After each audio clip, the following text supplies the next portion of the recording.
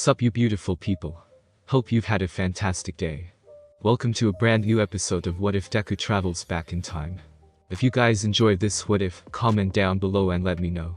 And go ahead and check out other what ifs in the channel after watching this video. Don't forget to shower some appreciation onto the incredible author responsible for this fanfiction. The link is conveniently waiting for you in the description box down below. Before we get into it though, don't forget to subscribe and leave a like, and also share this video with your friends. So let's start this video. The cell smelled.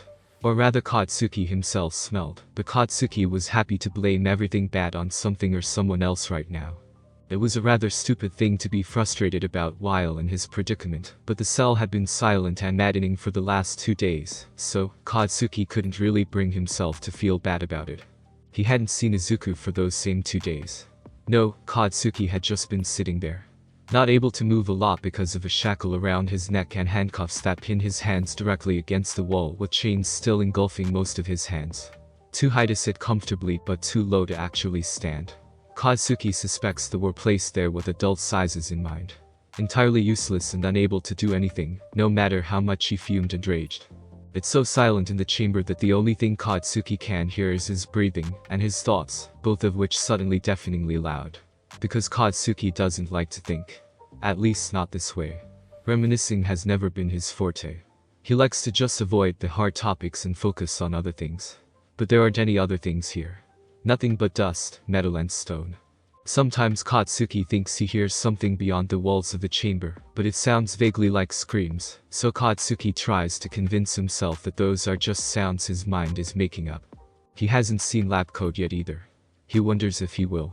A small part of him actually wishes for it, because he hasn't eaten or drunk anything in 2 days, and the sting in his stomach is beginning to hurt, and his throat feels like something crawled in there and died, which really isn't an image Katsuki needs right now. He's pathetic. He's already caught himself counting cracks in the wall at least 3 times. He's tried his cork again and again before, but it's cold in the cell. Cold enough for Katsuki to flinch when his skin touches the stone instead of his clothes, and for it to feel like all his warmth is sucked out of him even through the fabric. Sweating isn't really possible for him now. Hell, he has trouble to just keep warm enough and not sit there shivering like an idiot. He shifts from position, trying for at least the 100th time now to get the kink out of his shoulder. Katsuki has got to do something. At least make an attempt at escaping, but his body is weak and restrained. There's nothing in the cell but his own body and his clothes to help. Katsuki doesn't know how he can do something. He shifts again. On the 3rd day, lab coat comes by. He's muttering lowly and doesn't focus on Katsuki at all for the first hour he's in the room, only leaving through the papers leafing on the table in the corner, even while Katsuki screams and croaks at him. When lab coat finally does, he absent-mindedly forces Katsuki to stand up via shifting chains, grabs his hair to throw his head back, and forces him to drink at least a liter of water, even though Katsuki isn't able to stomach half of it because he chokes several times. After that he gets some stale bread shoved in his mouth which Katsuki is pretty sure is expired, and then the man throws a bucket of warm water over him. Katsuki is pretty sure it is meant to be an equivalent to a shower. After that lab coat walks away muttering excitedly. Katsuki manages to catch the name Izuku-chan. That night is bad. While the sucking emptiness in his stomach is finally a little bit filled, he has a stomachache, and the warm water has long turned cold. His teeth are chattering and he can't even curl into himself for warmth because of his restraints. He can't think because his head is buzzing. He isn't able to sleep at all that night. There's another visit 2 days later. By then, Katsuki has concluded in one of his clear moments he has a fever. A bad one. He's drowsy, hot but shivering. He's sweating again, causing small explosions to go off in his hands, which would be great if it wasn't for the weakness of his body. He has already thrown up twice, even with nothing in his stomach. He seems to be panting for air all the time. Everything hurts. Lab coat is a blur, and Katsuki is pretty sure the only reason why he was able to stand were the chains holding him up. Lab coat doesn't seem to notice. The next time he isn't even aware of the visit. He suddenly notices he's drenched with water one moment. There's also an obviously old apple and banana laying only a few feet away from him, and also a water-filled small bright yellow bucket with several animals printed on it. One of those buckets you see children walking around with on beaches, which looks so out of place in the room, it makes Katsuki laugh in a hysterical moment. He can't reach any of it anyway. Only Katsuki could have sworn those hadn't been there before. He could have sworn he had been awake for hours, and he could have sworn he hasn't seen lab coat at all for those hours. Katsuki wakes up with hazy, hot and painfully. It takes some time before he notices the heavy, warm, breathing weight leaning on him on his right side. His arms are still chained though, and he can feel the cold concrete sucking the little warmth he preserved out of him. He tenses. He heaves his head up slowly, cautiously to his right. The tension falls away immediately when he sees a mess of dark hair, with a green sheen enter his vision. It's Izuku. Izuku is sitting right next to him. It's like a wave of relief engulfs Katsuki, and his body gives a metaphorical sigh of that relief. Oh god, it's Izuku and he's breathing. Katsuki doesn't think he's ever been as happy to see those stupid freckles as he's now. It's been 9 days since they had split up, and he had heard that stupid villain mutter creepy things when he came to visit those 2 times, mentioning Izuku regularly. Izuku looks bad though. He's shirtless, and isn't wearing shoes nor socks. He's shivering. Probably the reason why he's huddled against him, and Katsuki feels a flare of jealousy when he sees the different restraints of Izuku that give him much more room for movement. He looks cleaner to Katsuki than Katsuki knows he himself is, though his clothes are dirty. And Izuku has some bandages covering him, the bright white almost reflecting in the dark room. His arms. His stomach. One leg. A hand. A shoulder. Katsuki doesn't quite know how to feel about that. On one hand, it meant that Izuku had gotten wounds somehow, on the other hand they were treated, and on a third hand, they were treated by lab coat. Katsuki shifts, trying to get a better angle. He blinks with surprised eyes at the cloth covering him that folds of. A blanket. There's a blanket in their cell. For Izuku, there was no way it was for Katsuki. Lab coat hadn't given him a second glance since the moment Izuku accidentally crushed his handcuffs. Something had happened, something that made Izuku no fucking Deku important enough to deserve that blanket, even though he wasn't even wearing a shirt. Probably because he was able to crush his manacles to dust, even though he doesn't have a fucking quirk. Katsuki was so done with having no answers. He roughly jerks his body, hoping to wake Izuku up. Izuku wakes up sprawled on a cold floor. It takes a few seconds to shake off his drowsiness before he focuses on his surroundings. He back in the cell again. The cell in which the villain brought him and Koch-chan on the first day. More important though is Koch-chan, who's sitting next to him with his eyes closed. For a minute, Izuku freezes, afraid of the implications, but Koch-chan's chest is going up and down, his breathing the only thing you could hear in the room. It's harsh and shallow. Koch-chan doesn't look hurt. He smells, he looks tired, sweaty, hassled with his hair a mess, his clothes wrinkled, dirty, with bags under his eyes, a pallor and hollowness in his cheeks, and a harsh blush on his cheeks, but Izuku is relieved when doesn't see any wounds besides several bruises and scrapes on him. He's shackled against the wall though, just like Izuku, however Koch-chan's hands are raised above his head, and the handcuffs around his wrist are pinned directly to the wall, while Izuku has his handcuffs secured against the wall with chains, and one chain circled around his ankle, and thus has a little bit room for movement. There's a loud click, and Izuku turns his head just as the villain comes in. He looks overjoyed to see Izuku awake. Hi Izu-chan. I'm sorry, but I'm have to go on a trip, so we're not going experimenting together today. It's only for 3 days, I think. He gives him a thumbs up, so, it's only a short break, and my table has to be replaced anyway, so it isn't much of a hassle. Izuku blinks at him. Not like your friend has been. A hassle, I mean. He's been screaming every time I come in here, well every time but the last time at least. Really tiring.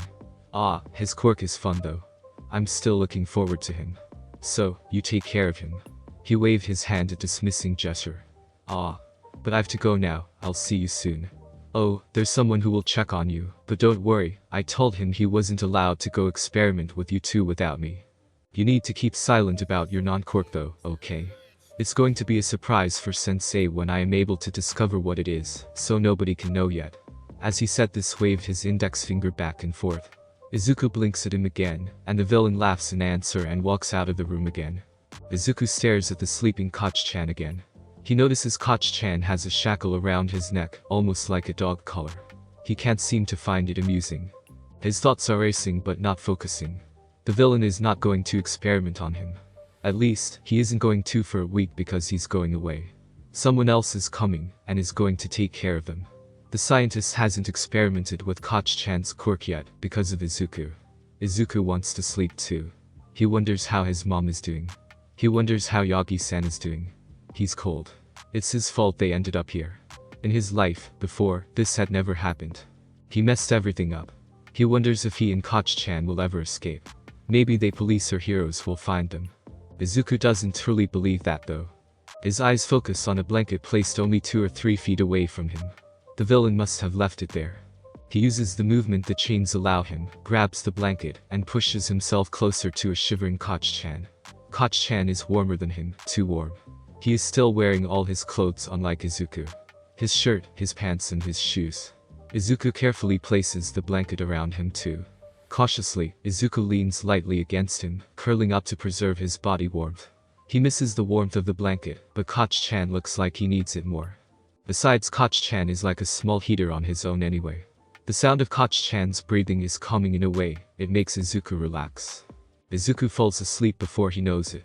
Waking up Deku doesn't fully go as planned. Because Deku immediately notices that he's sick.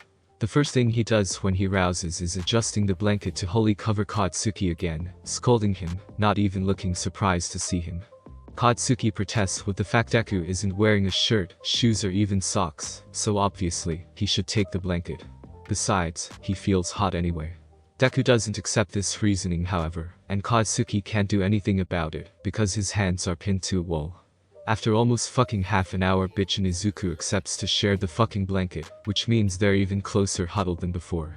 Katsuki will never admit it, but he actually likes that, because Izuku is warm and familiar, and is better than anything he has had in us since he got chained up in this cell. After that they are silent for a while. It's annoying how easily you can hear that Katsuki's breathing is just slightly faster than normal. They ignore the elephant in the room. The fact that they're kidnapped. That both have no idea at all what to do. Their mothers.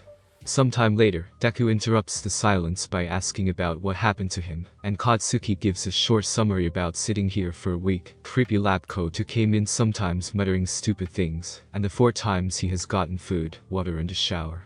He doesn't mention the times where the villain didn't dry him, how he ended up with such a bad feeling that he wasn't even sure if he conscious for a few days, and the despondent look lab coat had, like a child who lost his balloon, when he had found Katsuki laying in his own sweat and vomit the last time. Deku looks at him in surprise. You haven't stood up in an entire week. Then he shoots in a ridiculous concerned fit, muttering things about muscles and bones. Katsuki interrupts him by saying he has in fact stood up, a whopping 3 times, when he got checked up by the man. This doesn't really seem to comfort Deku, but at least he calms down. Deku is silent again after that. Katsuki hesitates for a while, suddenly less willing to interrogate him. Now he looks so sad and tired. He decides for something smaller first. He speaks, what about you?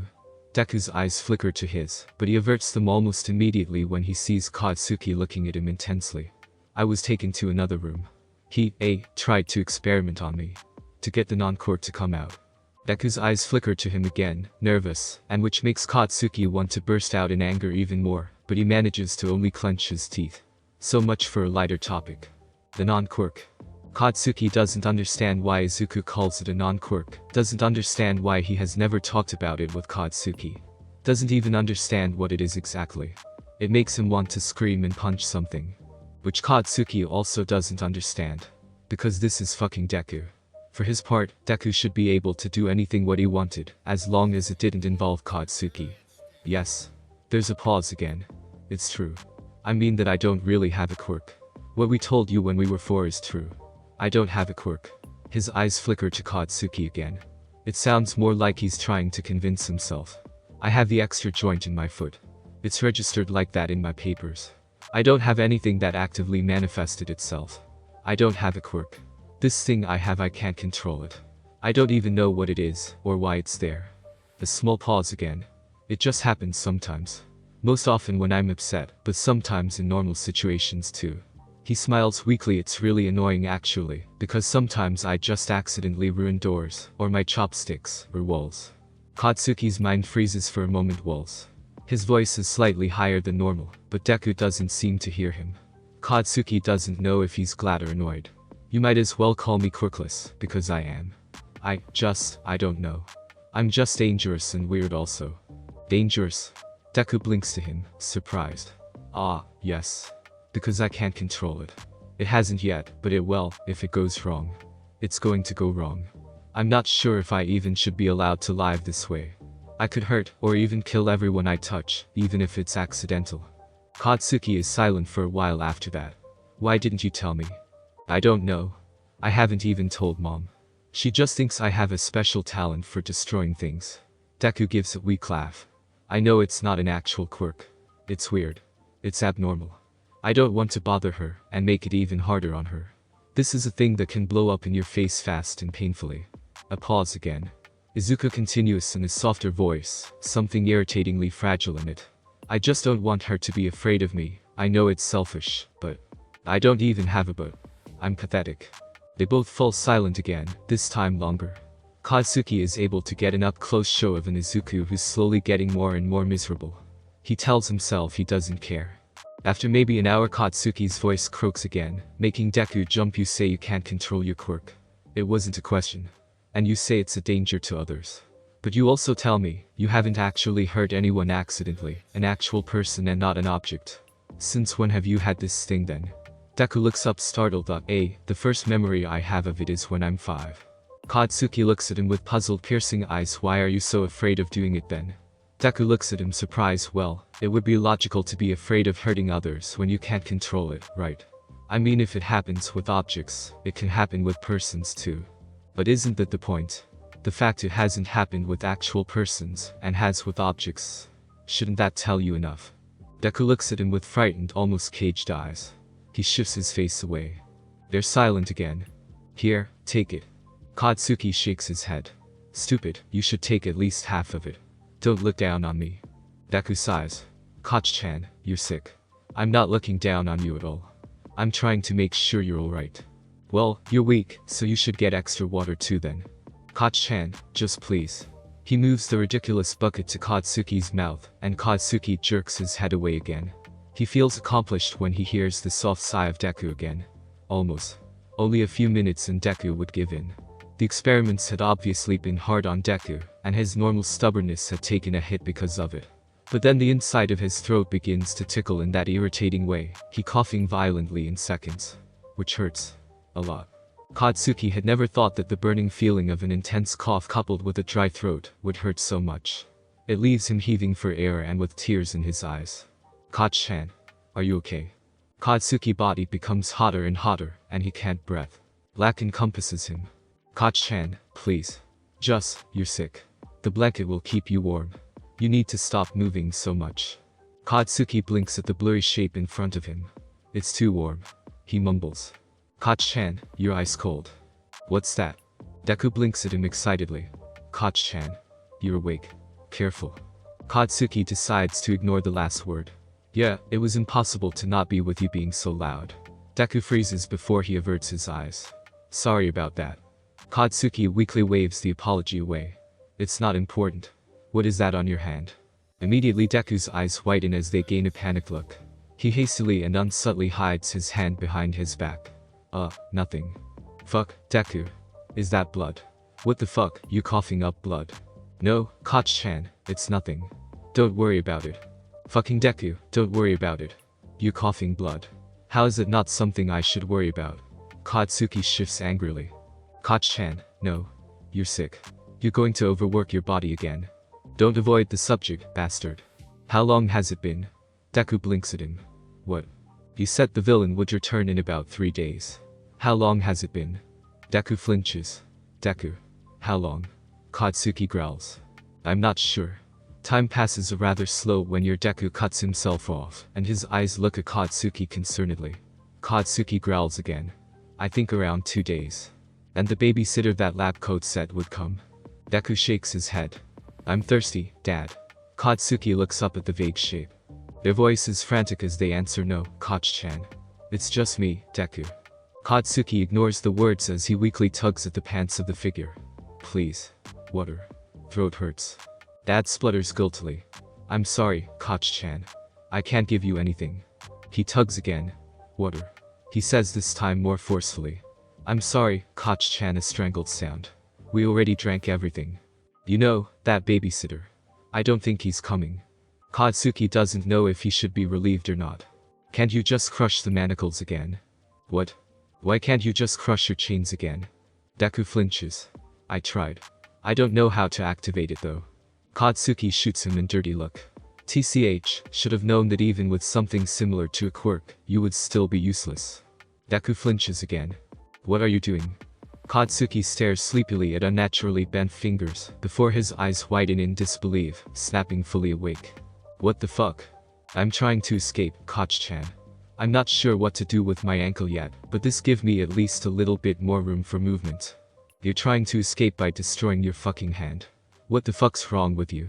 You should have at least consulted me before you decide to break your motherfucking fingers.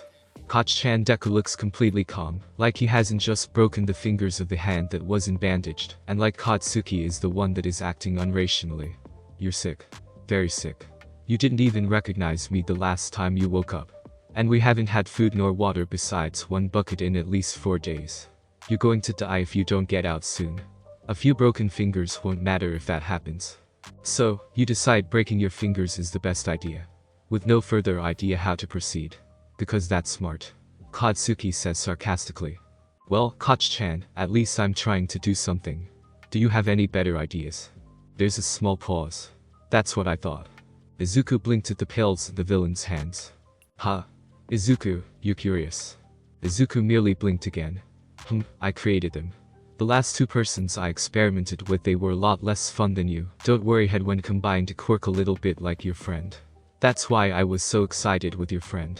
With him I would be able to upgrade them, only needing 1 person this time. They're really cool so far.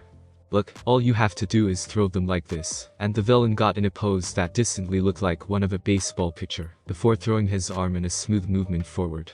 The pills twirled in the air for a few seconds before they bumped against the wall on the other side of the room. 1 second there was nothing, and then Izuku's eyes widened as a whirl of fire and heat arose at the place where the 2 small tablets had landed. The wave of harsh wind tugging at his hair and the heat making his eyes burn and want to turn away. See? Cool, huh? I'm sorry, Koch-chan. I didn't mean it that way. I'm so sorry. TCH, fucking leave me alone.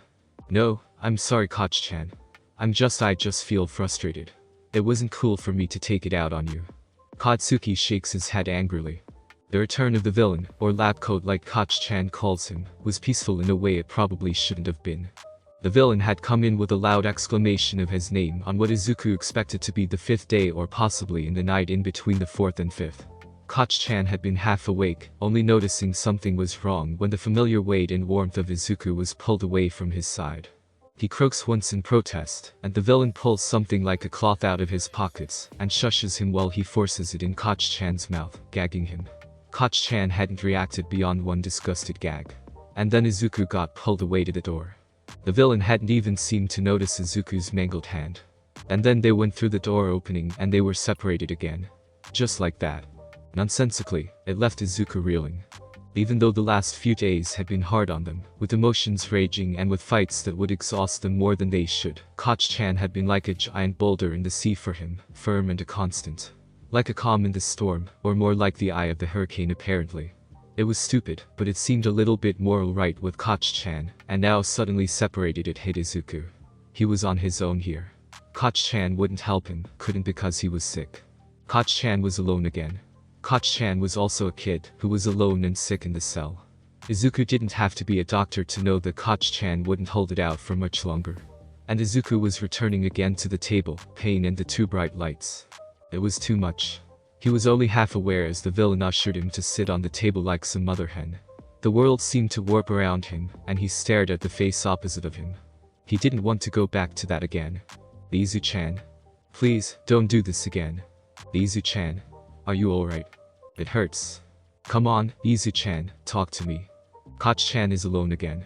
Please don't. The words were out before he could stop them. You don't want to do this.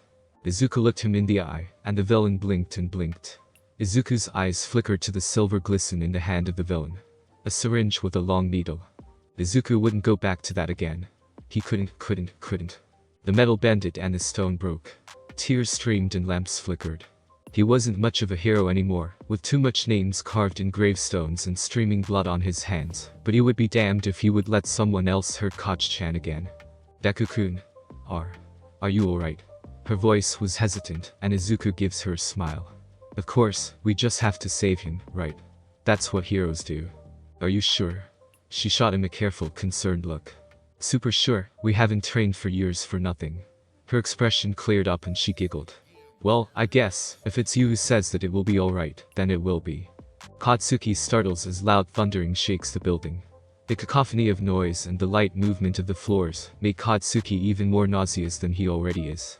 And it's coming closer. He stares at the wall which direction the noise comes from, and suddenly it cracks open in one movement. The cracking and breaking of the stone deafening and the rubble and dust flying everywhere, leaving Katsuki bowed over coughing. There's a shadow in the cloud of smoke, and Katsuki tries to discern it better, but his eyes are tearing up. It's only a small glimpse of the bright bandages with the dark messy hair, which make him realize who exactly is standing there. The smoke finally begins to clear up, and fucking Deku is crying, clear tracks making their ways down along his face. He looks confused, half aware, with low eyelids and vague hysterical eyes. His arms and hands are covered by dust of the walls, and several pieces of the stone have pierced the skin. There's something crackling along that skin, something along Deku's whole body really, almost like some kind of electricity was being conducted around him. The second everything is frozen, and then Deku is thrown to the side with such force, it cracks the wall he gets tossed against, landing heavily on the table under it, breaking that too. Papers go flying, and the small flicker of metal that follows gives away the perpetrator. Lab coat steps in the room like the bastard he is. Deku is struggling and Katsuki looks on in disbelief. There's blood on the side of his face by his temple, slowly dripping down and mixing with his hair. He wonders if this is one of his hallucinations again. Lab coat draws near Deku slowly, obviously cautious, but also calm, a strong contrast to Deku. Izuku-chan. You're acting strange. Will you calm down now? Deku however scrambles away, with wide, scared eyes now. His hands scrabble the floor and papers, pushing them away even as he tightens his hands around them. He freezes. Slowly he turns his head around to his right hand, eyes even wider than before, and Katsuki follows his gaze. Katsuki frowns, frustrated. He isn't able to discern anything because of the papers obstructing his sight, but then Deku literally throws himself away from the wall, still with the something in his hand. He lands in the middle of the room, flailing once. And Katsuki can't see it now. He's holding a small see-through container in his hand, and it's some kind of white tablets. Deku throws a look at Lab Coat, his fingers fumbling around the red cap of the container. Lab Coat only frowns at him though. Do you want to see again, Izuku-chan? You could have just said so. Deku's body seems to literally stutter for a small second, his expression looking absolutely desperate and torn. There's something sad and longing that flickers in eyes, but it's so fast that Katsuki isn't even sure he has truly seen it. Then it's over, and the cap is torn off, and Deku flings the container to Lab Coat. The tablets fly in an arch, and one strangely pulls Katsuki's eyes. He watches as, like in slow motion, the tablet touches the forehead of Lab Coat. The collision isn't hard. It's soft rather. Lab Coat blinks. There's an explosion as the tablet disappears in a whirlwind of fire, heat, light and power. The blast of sickly hot wind presses Katsuki against the wall, leaving him scrambling just as much as Deku was earlier. His heart is thumping loudly and he hears screaming, and he can't even make out if it's Lab Coat or Deku, because Deku was in that blast range too. The light is blinding and sweat drips down his back, small explosions go off in his clenched hands. He's sure they will be damaged later, not that it matters. When the blast finally calms down, he isn't even able to see the aftermath immediately, because his eyes have to adjust again from the bright light, and he's so goddamn useless. He wasn't able to do anything, so fucking Deku felt he had to blast himself to fucking smithereens to free himself, only after he had already broken his hands piece by piece, and Katsuki is going to kill him. What an idiot. Then ultimately, he's able to see Deku again. Deku is still crying, barely sitting up, parts of his hair are burnt, a horrible smell coming off it. He apparently had tried to protect his face with his arms, and curling up into a ball finally a roughly good fucking decision, so the brunt of the attack was on his arms and legs. His shirt burned away and angry red spots spread on them. The back of his shirt was torn too, probably landed there on his back when the backlash of the blast had blown him of his feet. The body of Lab Coat lays against the wall surrounded by blood splatters and parts of his skin, almost unrecognizable. Burned and abused, and Deku is looking at it with wide, horror-filled eyes. Probably thinking all the things he shouldn't. His lips are trembling. His whole body is trembling. But then, taking far too long, and Katsuki wished he could say something to get that horrible look out of his eyes, he seems to steel himself and he moves. He tries to stand up, and Katsuki wants to fucking blow up because the moment he stands, he falls over again, landing with a thumb and a scream. Then he moves again. And even tough Katsuki has a filthy rag in his mouth. He tries to scream anyhow, because Deku is being a goddamn fucking ass-eating idiot with a capital I, except Deku continues anyway, fucking ignoring him. He crawls to the keys that have fallen on the ground out of the lab coat's pockets, that Katsuki only notices now, and then back to Katsuki's cell. He tries to stand up again, grabbing one of the bars of the cell. His are muscles straining and his limbs shaking. Katsuki is able to fucking see it from where he's bound, and again Deku continues anyway. Finding the right key takes a while, especially with Deku shaking. But then he's inside. Stumbling to him, step for step, and he literally collapses on Katsuki when he's in range. His muscles giving out. Katsuki is able to see him clearly now. The tear tracks trough the dirt on his face. The bright red burns Katsuki suddenly feels nauseous, because he knows that this isn't the first time Deku has had fire burns, and there have been times before that were his fault. He's able to feel his trembling, and hear his heavy breathing and strained sobs. He's not able to do anything to fucking help. Deku leans on him, grabbing him to hold himself up, and he moves to the next keyhole. The one on his left wrist. He's fiddling, and soft sobs wreck his frame, and finally his left hand is released. Deku seems to almost crumble in relief, and Katsuki moves his arm to support Deku, pressing him against himself so he carries most of Deku's weight. Deku groans, but seems to have no problem with him doing that, and if anything leans even heavier on him. He moves on to the keyhole of the shackle around his neck. This one's is open faster. Katsuki tries to keep his relief down, but to be freed of the heavy weight around his neck feels amazing. Then at last Deku moves to the handcuff on his right wrist. That one takes longer again, and Katsuki doesn't know if that's because he's so close to being free again, or because Deku had begun to shake so bad that he isn't able to get the key in even with a few tries. Nonetheless, when his arms are free again, he can help. He clumsily unravels the chains around his hands that were connected to the handcuffs. Afterwards he instantly takes over Deku's weight as he slumps and tries to gently set him on the ground. It's awkward because he still has a shackle around his foot, and he can't move very far, so Deku leans rather gracelessly against one of his legs, but Katsuki realizes though that in their predicament awkward doesn't really mean much. Especially if you consider how Deku was leaning against him just a second ago. He then straightens and finally is able to get that fucking rag out of mouth, tearing it off, and trying to spit out the god-awful taste of it. After that he crouches, taking over the keys from Deku and ridding his body of the last shackle. He's muttering almost unconsciously. "You fucking idiot, what the fuck did you think you were doing? I could have gotten free on my own. Why the fuck did you do that? Why the fuck did you think that was necessary? How the fuck are you so reckless? That was fucking point blank. How did you even think that would be a good idea? You're truly fucking useless." He understands he isn't all there anymore, because he hasn't even thanked Deku yet, but that's alright because Deku isn't all there anymore either. His eyelids are hanging low, but a small irritatingly genuine smile begins to adorn his face the moment Katsuki begins to mutter. Which is probably a sign of madness or masochism. Most likely madness in Deku's case. Katsuki feels angry, and sick and tired and concerned and ready to collapse, and he wants to cry, but he suppresses it to grab Deku carefully. One arm under his knees and one arm supporting his back. Deku flinches and grunts when he lifts him up, but he doesn't begin to suddenly scream in pain, so Katsuki takes that a good sign. Deku is fucking heavy, but Katsuki has always been strong, thus Katsuki carries him out of the cell, stumbling a little bit, trying to shield Deku from the side of lab coat, most likely dead, and as close to a scene out of a horror film as it's going to get. Now, they only have to get out of here. Katsuki decides to follow the rubble that lets through just a few sunrays. The heroes and police, recognizable by the sirens and flickering red and blue lights, arrive later. Katsuki will learn it's because of a call which reports loud noise coming from their position, when Katsuki with Deku in his arms, both blood splattered, both with torn clothes, both halfway unconscious, steps outside. The rage that encompasses Katsuki a second before he passes out is white flashing hot. "Bakugo-san, please go eat something, and catch some sleep. You've been sitting here already for 2 whole days, only sometimes moving to get to Midoriya-san's room for a bit. There's nothing you can do for them now. They will be alright. Both your wife and Midoriya-san are recovering well." Her voice has a soothing quality to it, and all Masaru can think about is how often she must have done this before. Masaru shakes his head. The nurse sighs and tugs him up with his shirt. Come on, Bakugo-san, let's take care of you now.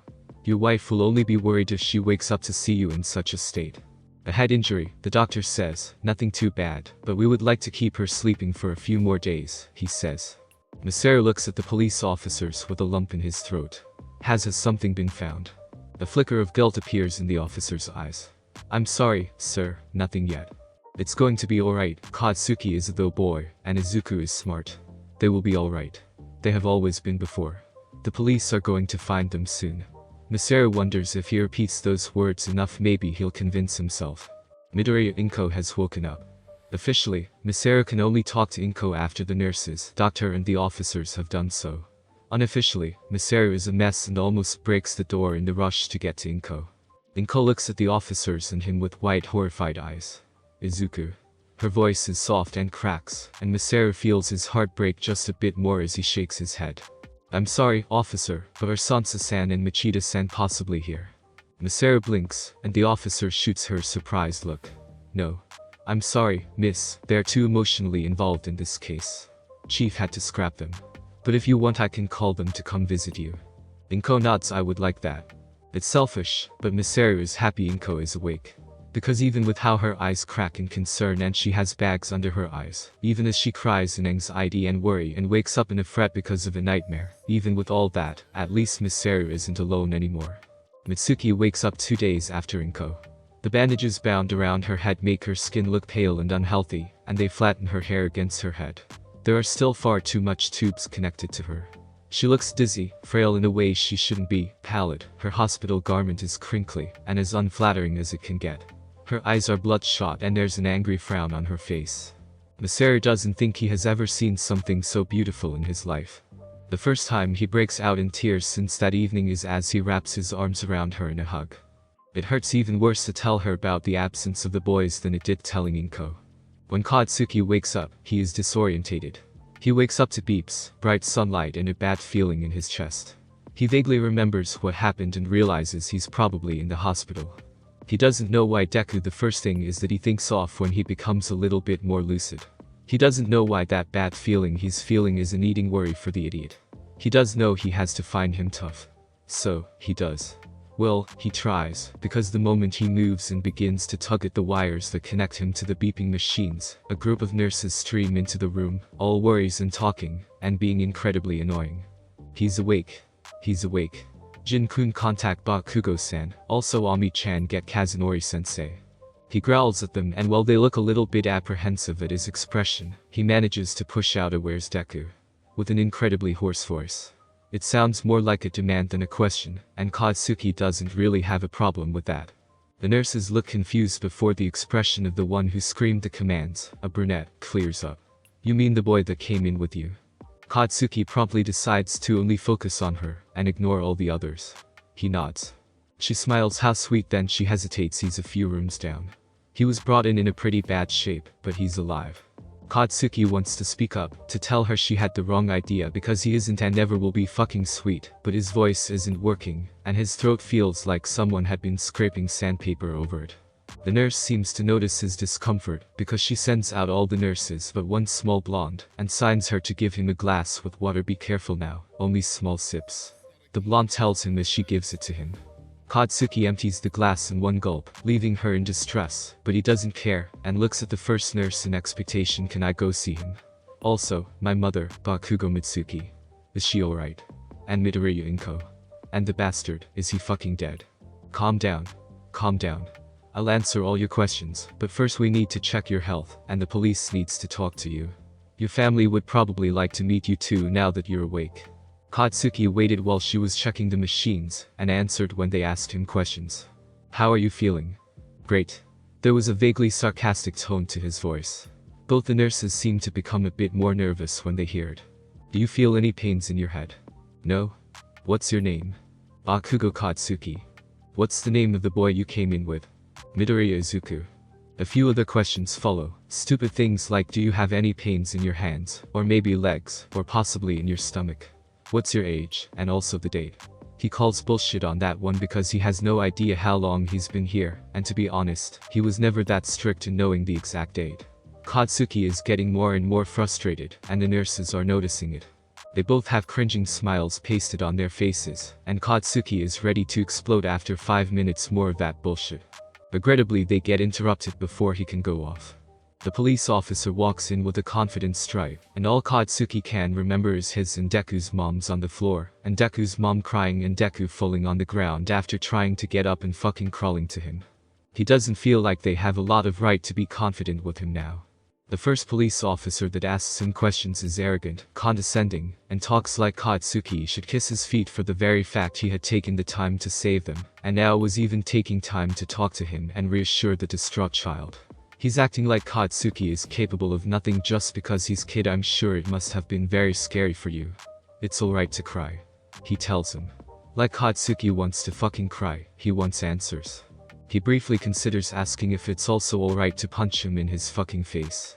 It's around the time Katsuki's hands actually begin to spark in anger that the rest of the police come in and notice that Katsuki isn't liking his interrogator. They quickly interrupt, giving an excuse to the officer, dragging him away and giving Katsuki an apologizing grimace.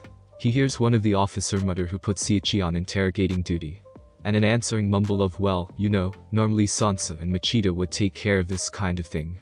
After that natural disaster in form of the police officer known as Seiichi, he gets Sakauchi Namasa. This one is better. He asks questions that actually seem to have a point and answers some of Katsuki's. The villain is in heavy care, only just alive when they arrived. Their mothers are fine, but they still both have to make sure they get enough rest, so they're both at his home. Apparently, his parents had taken an auntie for the time being. Bakugo's father has had some really stressful nights, and was in need of just a much rest, and was sent to his home for a shower and some sleep in a proper bed a few hours ago, but he'll most likely arrive soon. What about Deku? The man blinks at him. Who? Deku? Stupid Deku. The one who I was with. Midoriya-kun. Katsuki nods impatiently.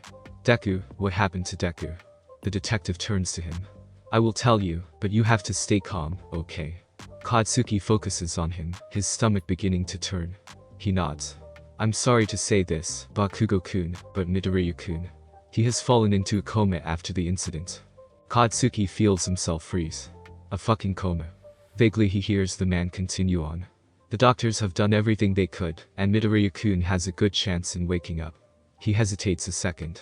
He has just as good a chance at waking up as you had. Katsuki snaps to the man again. What? The man smiled softly. Sadly, Midoriya-kun wasn't the only one who had fallen in a coma, Bakugo-kun. You've been asleep for 2 weeks now. They ask him questions about lab coat. They ask him about Deku and about a room with chains and a broken table. They ask him about experiments and tablets. Katsuki can't answer any of those questions. Dad. His dad looks at him with wide, relieved eyes. His eyes are twinkling with unshed tears, and his corners of his mouth are tugging up.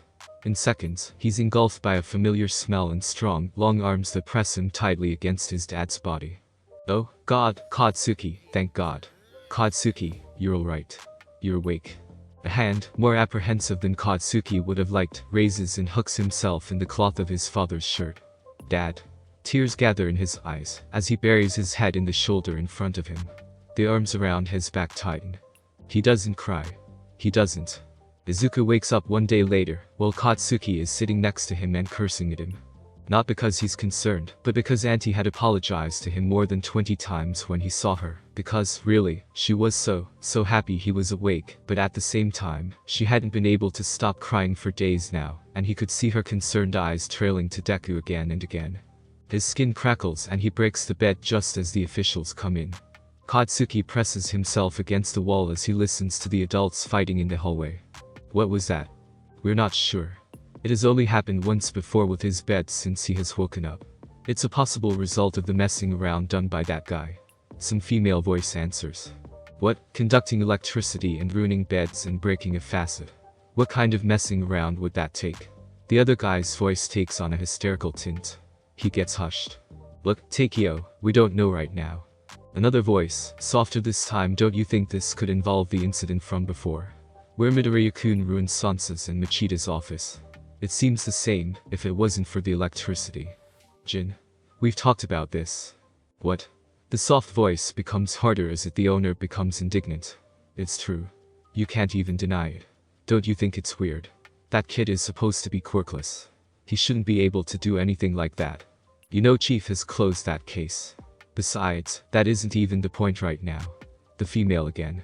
The question we have to answer is what we're going to do now. What? You can't be serious. Are you considering letting the kid go?